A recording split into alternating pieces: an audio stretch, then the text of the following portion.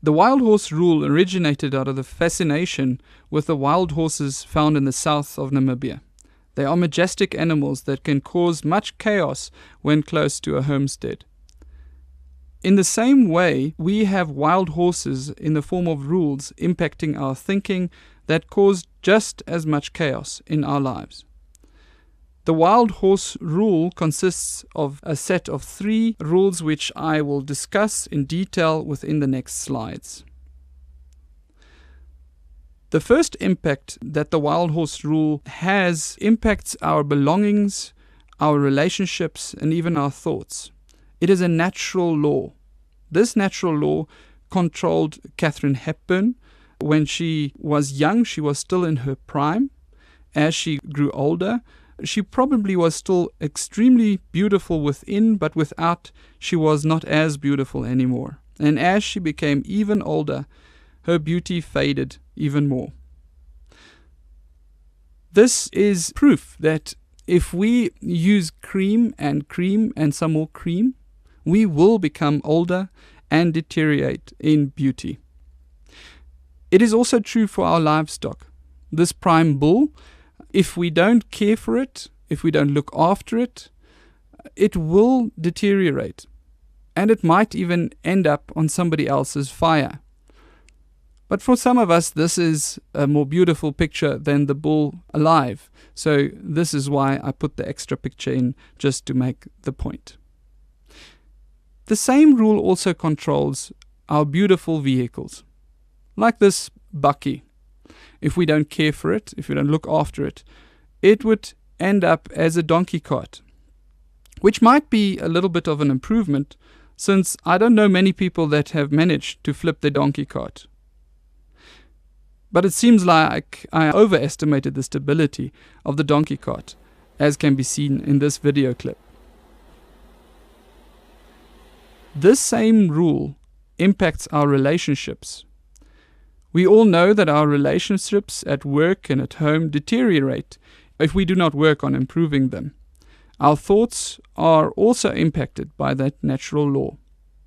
Our thoughts always go to the worst place they can go first. Now they do not only go there, they go there first. Some of us fetch them as so fast that we tend to feel as if they do not go there at all. Some of us fetch them so slow that it is draining for others to be in our presence. Most of us, normal people, fetch it at mid-speed, unless we are tired, sick, stressed, or something similar, and we do not have the energy to fetch our thoughts from that bad place. The second law is human nature. If I would hand out scalpels to everybody, and we all would cut our hands at the same time, whose hand would you look at first? The third rule gives the first 2 rules power to run free and create as much chaos as they would like. In Namibia, most people have experienced being angry at a taxi driver. If this is a foreign concept to you, please think of any other incident when you were very angry. Now please think of the first thought you had when you were so angry. Now let's analyze that thought. Firstly, ask yourself, was it a thought or was it a feeling? Perhaps it was what happened. Possibly it was a wish, like I wish I had a bull bar to bump him into a ditch.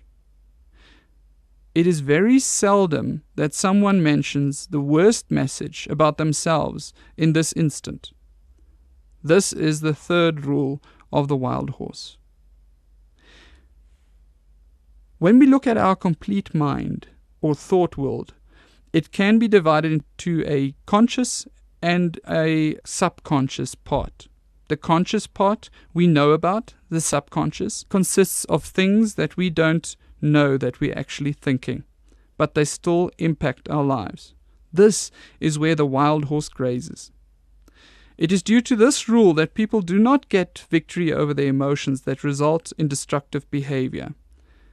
I have experienced that if I can get people to realize that there is such a thing as a wild horse in their subconscious, they tend to bring it to their conscious, And then, when it's there, they have the power to control it. Very much like the saying that everything in the darkness overpowers you, but when it comes into the light, it loses its power. To conclude, the wild horse rule states that your thoughts go to the worst first.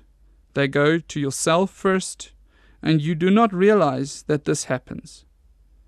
Our organizations are impacted just as our private life is impacted. Let's work through the worksheet together and gain more insight into how we can tame the wild horses in our private and work life.